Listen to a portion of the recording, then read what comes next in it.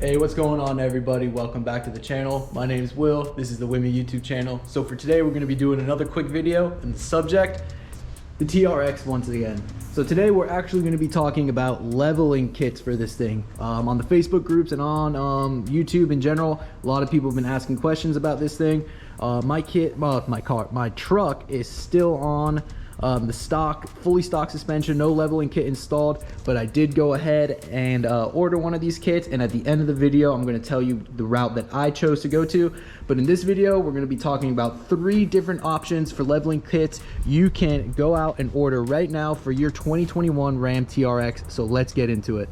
So number 1 on the list when it comes to leveling kits, you can go with a spacer kit. So the spacer kit is going to be the cheapest route. A few companies that you could choose right now if you want are CTM Customs, Rebel Off-Road, Brave Motorsports. Those are just a few that actually sell a spacer for this truck. For spacer kits, down here, they don't go on top of the spring, they actually go on top of the shock. So it sits just on top of there, and it creates like a little bit of gap and space between where your actual shock threads through into the body, and the shock just sits on, underneath there, so it gives it a little bit of extra room, and it just increases the height of the truck.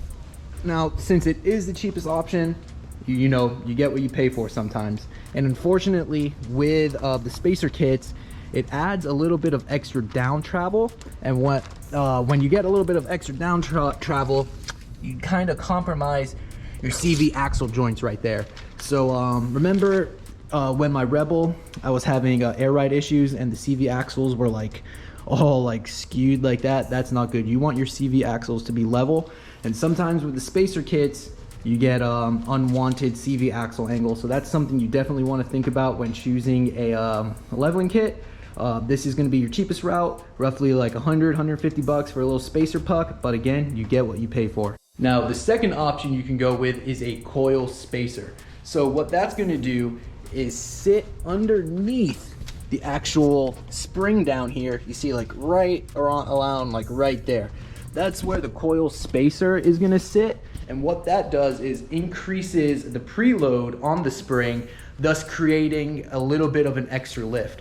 Now, with extra preload, your truck might ride a little bit stiffer, and a lot of complaints that I've seen with the TRX from people is that it's a very bouncy suspension. So if you're looking to kind of stiffen up that suspension a little bit, this might be the option you want to choose when choosing a leveling kit.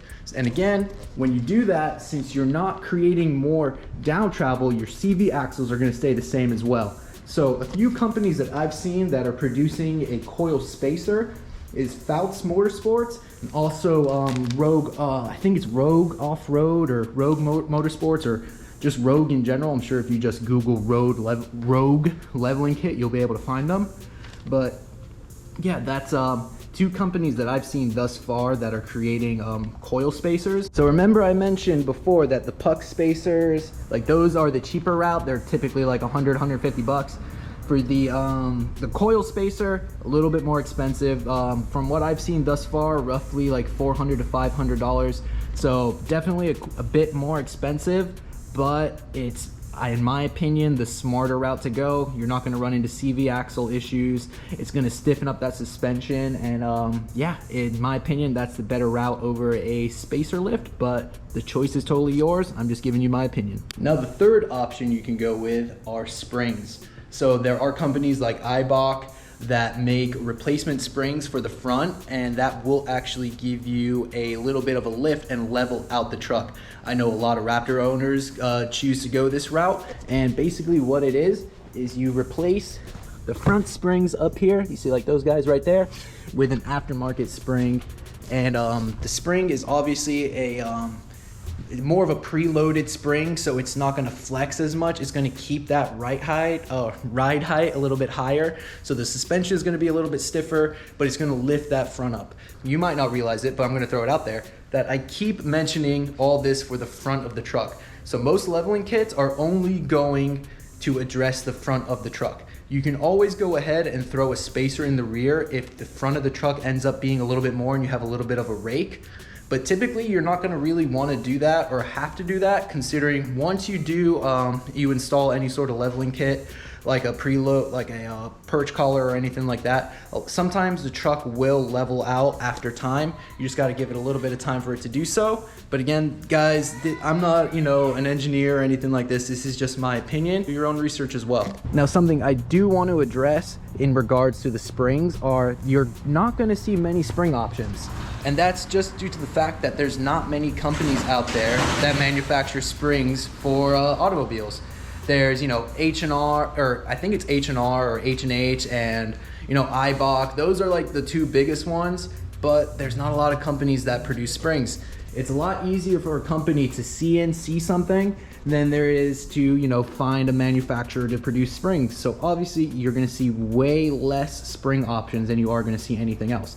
Now that doesn't mean that it's not a viable and good option. A lot of Raptor owners choose to go the spring route. There's nothing wrong with that. That is a correct way to do it, but your options are going to be more limited. And another thing is that the spring option, although there are none released yet for the TRX, I think that's going to change come SEMA time, but the prices seem to be a little bit cheaper than the coil spacers.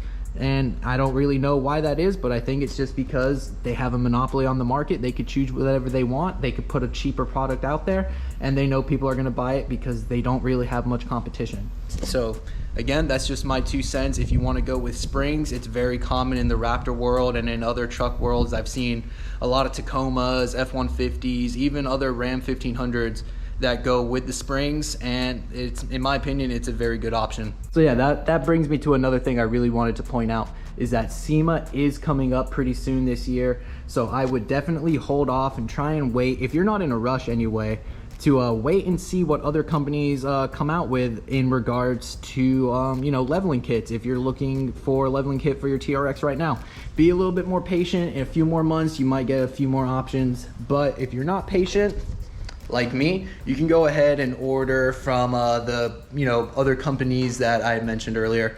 I'm not going to tell you who to go with because I have no affiliation with them, and I honestly don't have a lot of experience with any of their products.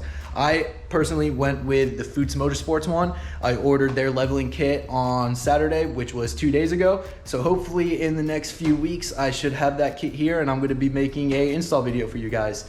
So yeah guys, that's gonna do it for this one. Just a really quick video, just really wanted to address leveling kits. I got a few requests on making a video for this.